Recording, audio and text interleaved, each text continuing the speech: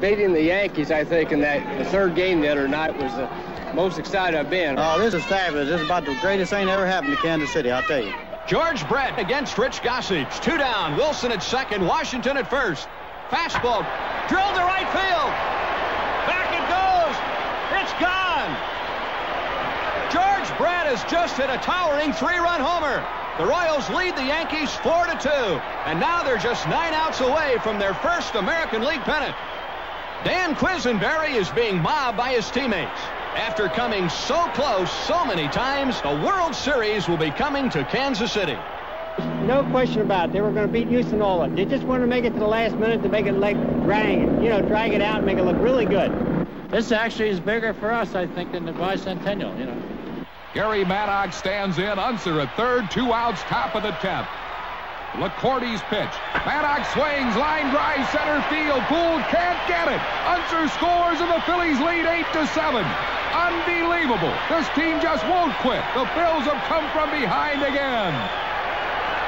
The Phillies have done it. It took 30 years and 5 murderous games with Houston, but finally the Phils are going to the World Series. I've been waiting 30 years for this. 4 in a row, I guarantee it. We've waited a long time, but it's worth the wait. Sure, it's been worth the wait. There's no doubt about that.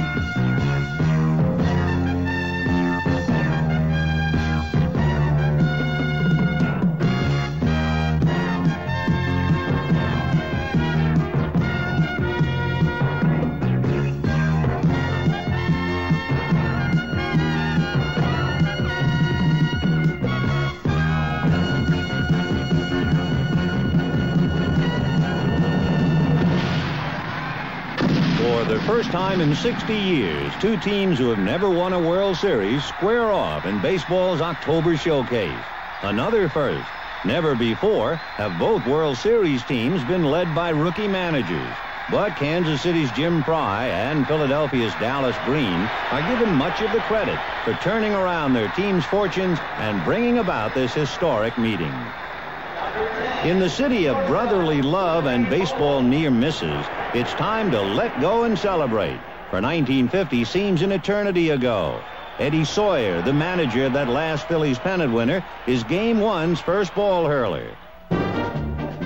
Despite their grueling championship series with Houston, it's a relaxed and confident Phillies team. On the mound is Bob Walk, the first rookie pitcher to start Game 1 in 28 years, and batsmen like Amos Otis are just itching to get a crack at the kid. With a man on first in the second inning, Walk gets a rude World Series introduction.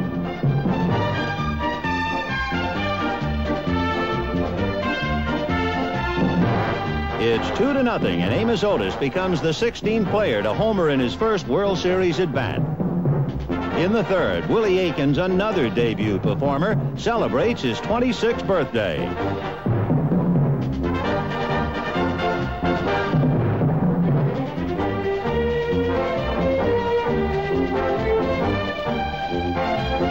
Just ask Willie Aikens if it doesn't feel good to be 26 and 4 runs in front. A couple more base runners put Clint Hurdle in the driver's seat.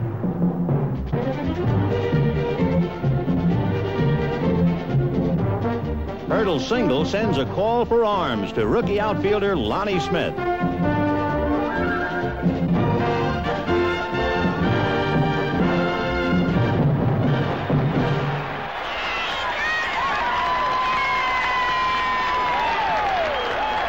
Still, with a 4-run cushion, 20-game winner Dennis Leonard ought to be breathing easily. But there's no such thing against these feisty come-from-behind Phillies. In the third inning, Larry Boa strikes a blow for the bottom-of-the-order brigade.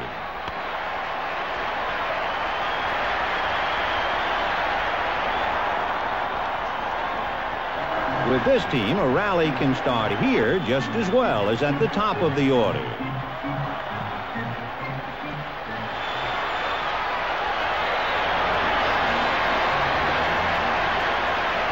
The scrappy shortstop knows that someone has to stoke the coals. It's the third time in World Series history the designated hitter rule is in effect, so batting ninth is catcher Bob Boone.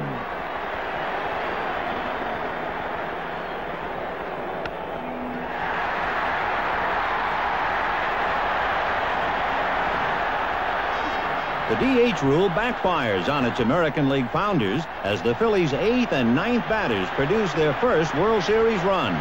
At the top of the order, Lonnie Smith gets another run home. And now it's Pete Rose who'll do just about anything to get on base. That includes getting hit by a pitch. And Rose, one of only 3 Phils who knows the World Series road, has Veterans Stadium alive. The Royals' once comfortable lead is now in danger.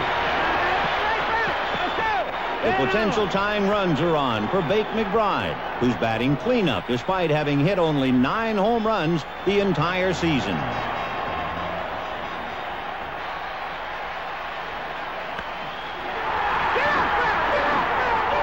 High, deep, and gone.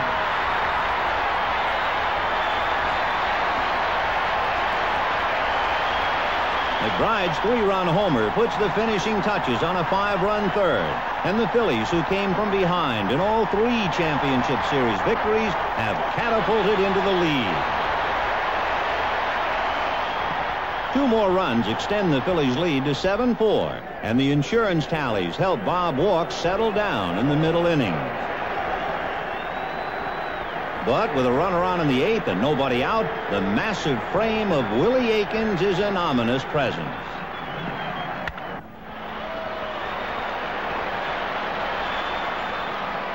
Aikens' second moonshot makes him only the 3rd player ever to hit 2 homers in his first World Series game. The Royals now trail by only 1. And Bob Walk, who'd later call himself Boom Boom, is replaced by the cool, calm, and collected countenance of the Phillies' placid reliever, Tug McGraw. With 2 out in the 9th, it's Willie Wilson against Old Stoneface, who never seems to get excited. The 7-6 win gives the Phillies an indescribable feeling, one they've been waiting for since 1915. It's time to play for a knockout. Having scaled 1 hurdle against the favored Royals, the Phillies are now looking for 4 in a row. Who better to continue the quest than Steve Carlton, the Phillies' ace left-hander, who faces Larry Gurra, the Royals' top southpaw. A far cry from the tumultuous Game 1, the second outing belongs to the pitchers, at least until the top of the 7th. With the Phillies leading by 1, Carlton's sliders start slipping. 3 walks load the bases with blue shirts, and the series' hottest hitter, Amos Otis, waits impatiently.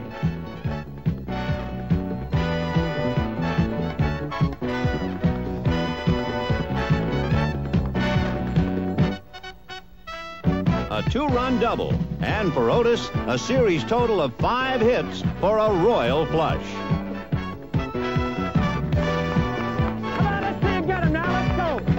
A sacrifice fly extends the Royals' lead, and again the Phillies must stage a late-inning rally.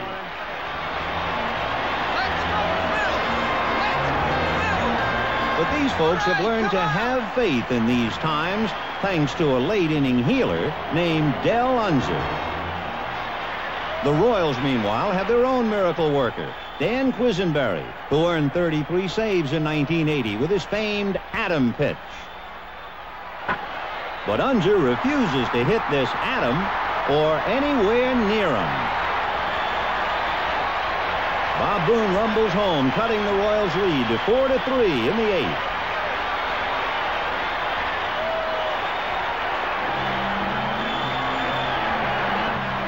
A ground out advances Unser to 3rd, and the infield is drawn in for Shake and Bake McBride.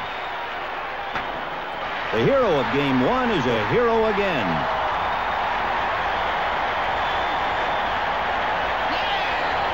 The game is tied 4-4, but the Phillies aren't done yet with their big gun Mike Schmidt at bat.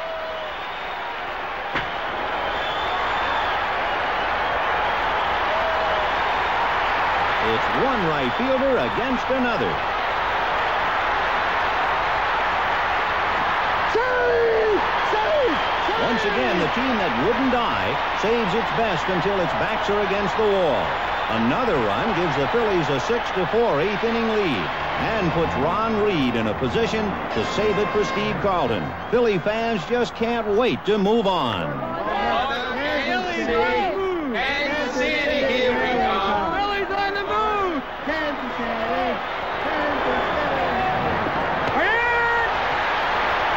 For the first time ever, a Phillies team has 2 wins in a World Series. It's now on to Kansas City, and Philadelphia fans don't care if they ever come back.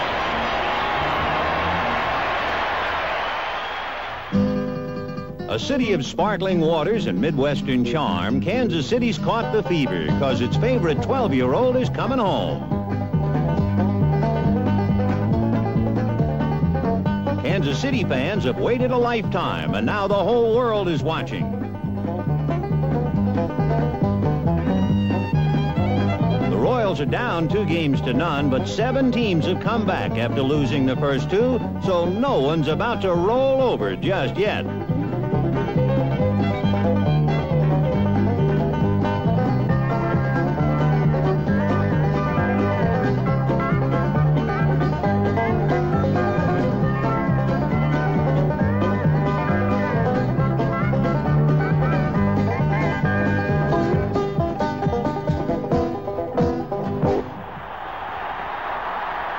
In a glittering World Series premiere, Royal Stadium is a smash. The fun's hardly begun when up steps George Brett in inning 1. It's a huge relief for Royal fans because the most celebrated case of hemorrhoids in recent memory had forced Brett out of Game 2 in the latter innings. With the hopes of all of Kansas City and an operation the day before, the indomitable Brett is back in the lineup. Dick Ruthven, the Phillies starting pitcher in Game 3, has the unenviable chore of facing the game's best hitter in front of his adoring legions.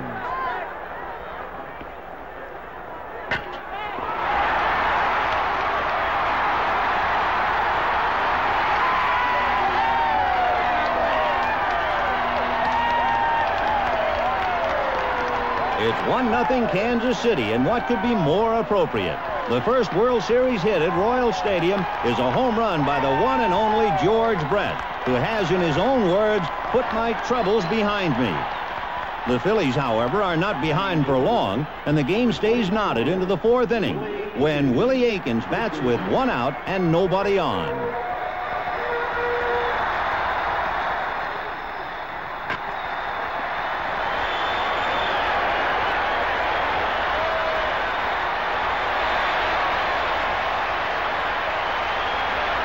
For the first time in his big league career, the mountainous Aikens barrels in with a triple.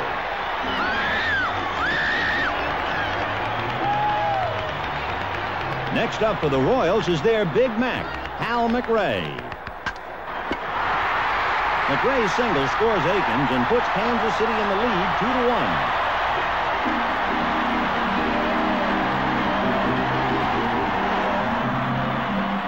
The Royals' 1-run lead is entrusted to towering right-hander Rich Gale, facing Mike Schmidt in the 5th.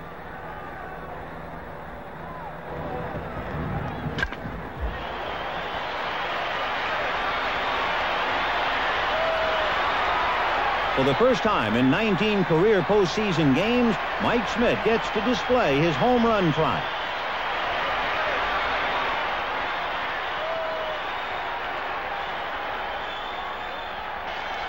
The game is tied again 2-2, with Royal fans initial a cheer in the 7th. In KC, AO stands for Amos Otis, and the red-hot Royal center fielder gets ready to send this ball a WOL.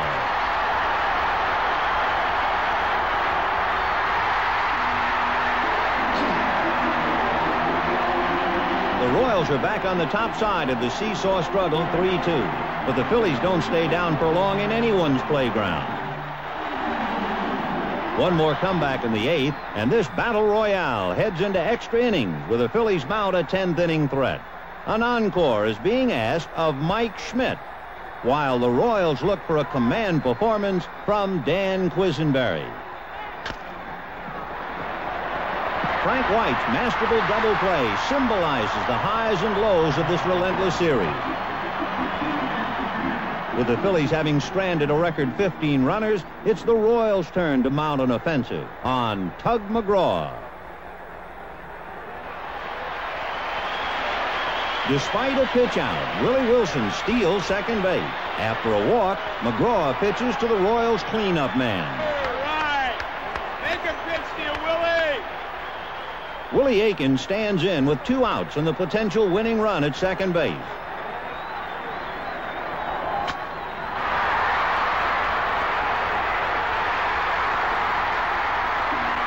Wilson's victory dance brings the 12-year history of Royals baseball to an exultant climax at home plate.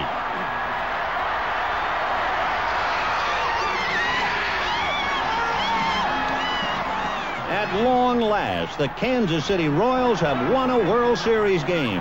And no matter what happens next, they'll savor this one forever, for the first one's always the sweetest. Game 4 of the 1980 World Series, and a glorious autumn afternoon. In Missouri, this day has been proclaimed Kansas City Royals Day. Philadelphia still leads 2-1, but this team of Royals is fired up. And in the first inning, the pride of the Show Me State shows them.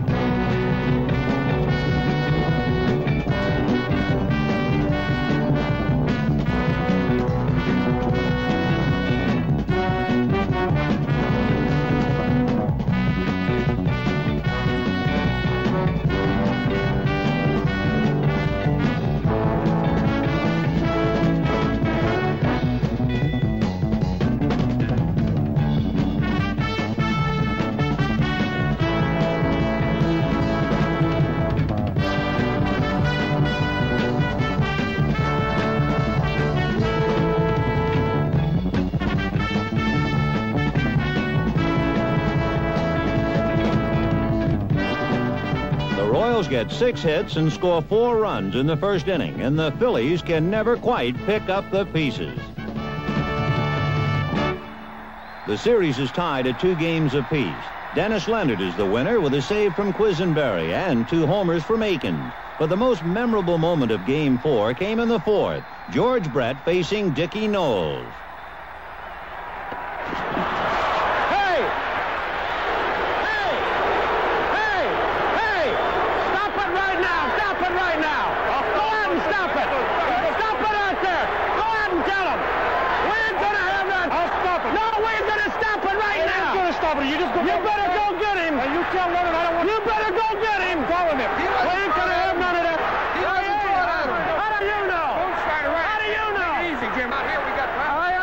But we ain't gonna let them fire their head. understand that, but control yourself. There ain't no doubt about that, pitch, was there? We'll handle it. We'll handle it. Take it easy now, Jim.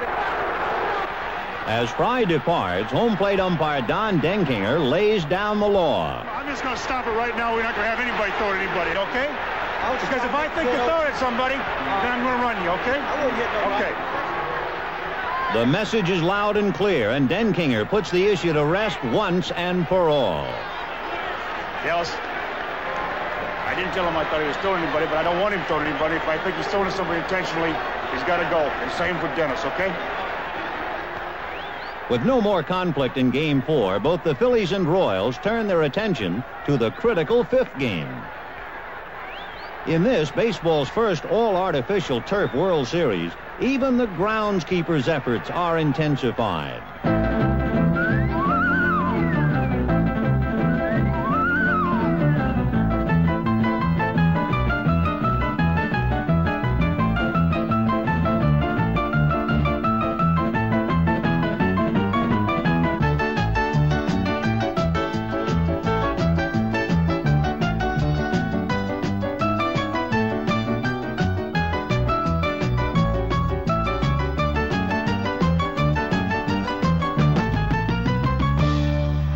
There's always a touch of levity to be found, but now the tension is spiraling for these two stubborn ball clubs.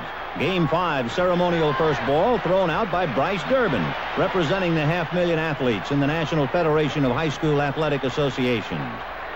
The real first ball will be thrown by Larry Gura, who's already turned in a commendable performance in Game 2. After a scoreless first 3 innings, Bake McBride bats with 1 out in the 4th.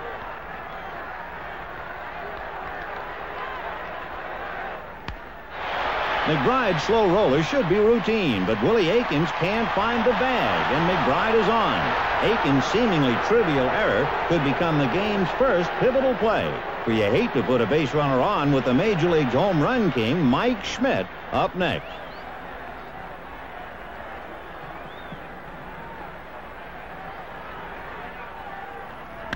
An outside fastball is sent out, way out, and there'll be no carom on this one. The Phillies go ahead 2-0, and Schmidt's second home run of the World Series thrust the Royals into the role of playing comeback. Kansas City gets a run in the 5th, but the Phillies' second rookie starter of the series, 22-year-old Marty Bystrom, is displaying poise beyond his years. Now in the 6th, Amos Otis takes aim.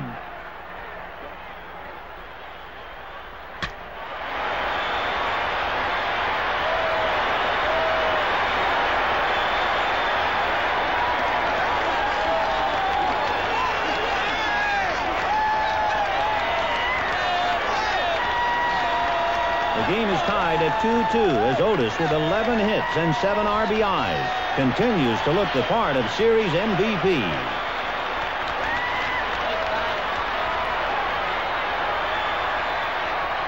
Two more hits and Bystrom walking. Ron Reed relieves, and the Royals go ahead by a run. Now, Darrell Porter's at first, and Willie Wilson connects. From the crack of the bat, Porter's got home plate fever. But so does the Philadelphia tandem of McBride and Trio.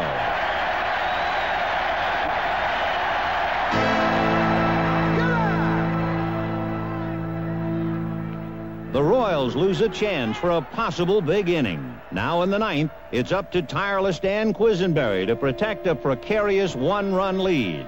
The 9th inning is a lonely chamber of boundless tension and icy resolve. The whole series riding on every pitch. Come on, Mike! Hey, come on, kid! Mike Schmidt leads off.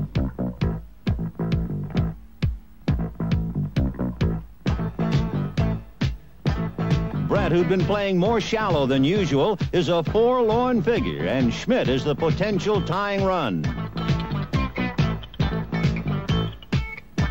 Up steps pinch hitter Del Unser.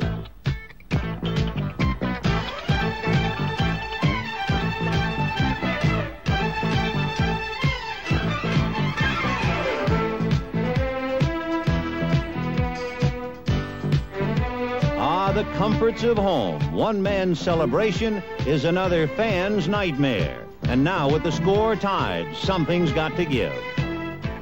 The uncanny Unser has been sacrificed to third, and now with 2 outs, the batter is Manny Trio.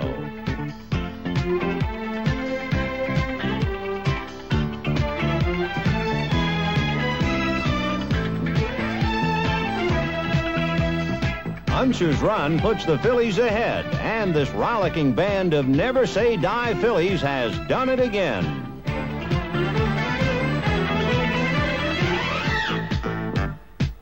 After Hal McRae's long fly ball to left falls just foul, Tug McGraw has to catch his breath. The Royals then load the bases. With 2 outs in the bottom of the 9th, Jose Cardenal's at bat.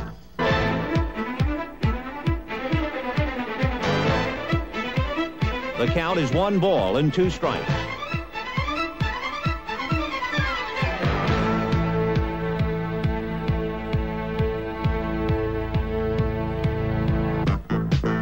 It's a triumphant Tug McGraw, and the Phillies have scratched and clawed and hung on for dear life to take a precious 3-2 lead back to Philadelphia. Game 6 brings out almost 66,000 fans, the largest World Series crowd in 16 years. A record-breaking television audience is also watching.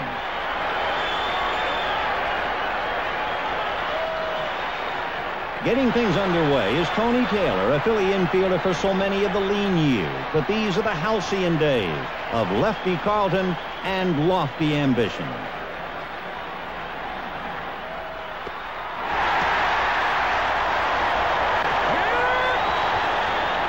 For 7 innings, Carlton sends the Royals down with hardly a whimper. But his opponent, Rich Gale, is hard-pressed to keep pace. With no score in the 3rd, Gale walks Bob Boone and faces speedster Lonnie Smith.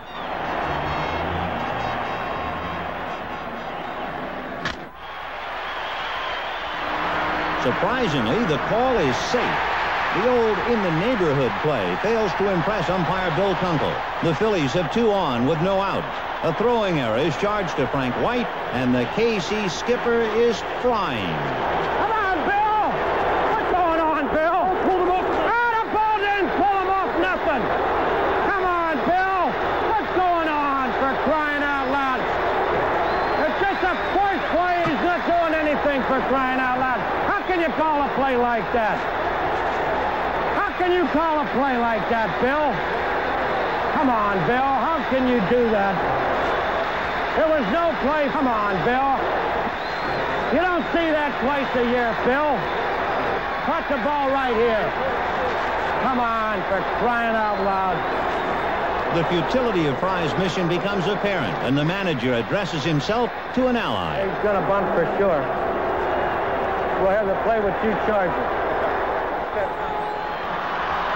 With Boone at second and Smith at first, Fry has put his infielders in motion to combat a sacrifice bunt. Pete Rose is the man in the middle of all this as the game assumes the look of strategic warfare. Will Rose bunt or not?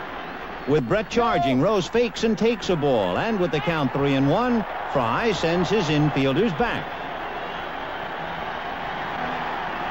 Noticing the change in defensive strategy, Rose lays down a gorgeous bunt, and George Brett is playing too deep to make the play.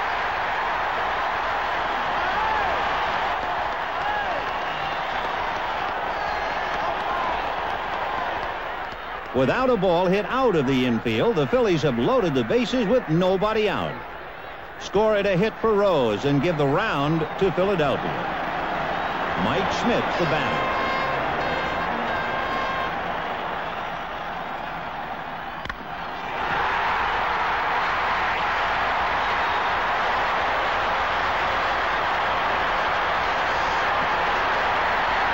The Phillies go up 2-0 thanks to the clutch swinging Schmidt.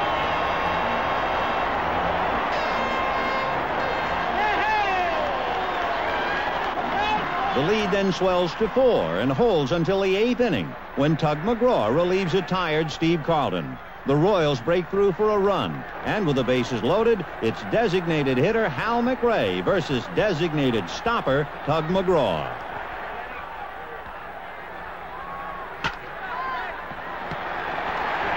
The The Phillies have come out of the 8th inning alive and still well from another heart pounder.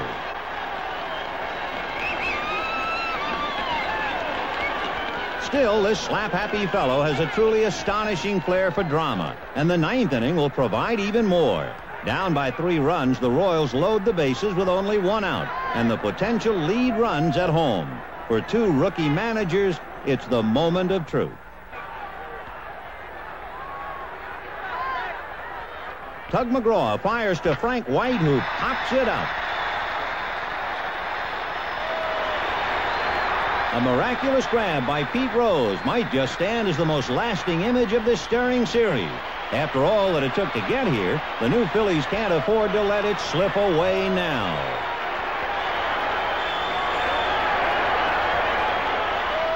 It goes in the books as out number 2. The Phillies need just one more strike to wrap it up, and Willie Wilson stands in the way.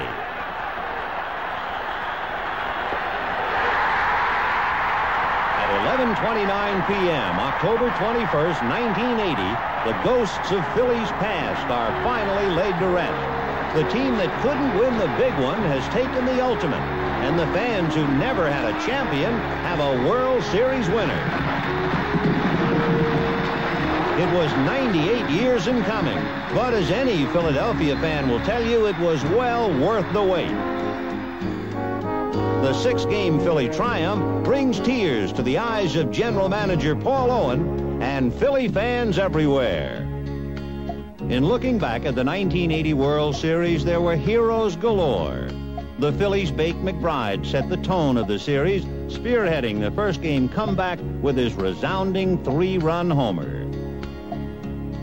Amos Otis had a series-high .478 batting average and a bevy of clutch hits for the Royals.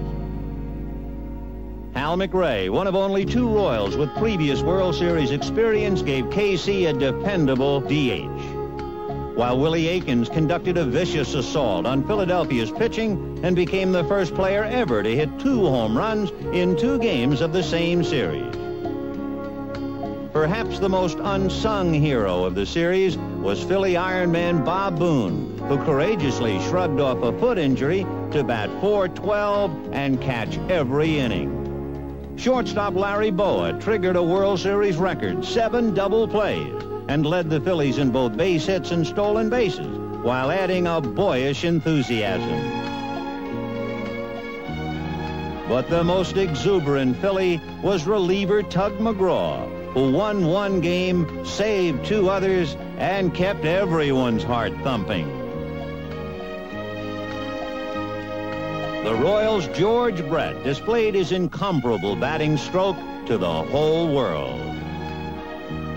Steve Carlton, the man they call Lefty, struck out 17 in 15 innings and accounted for 2 of the Phillies' 4 wins.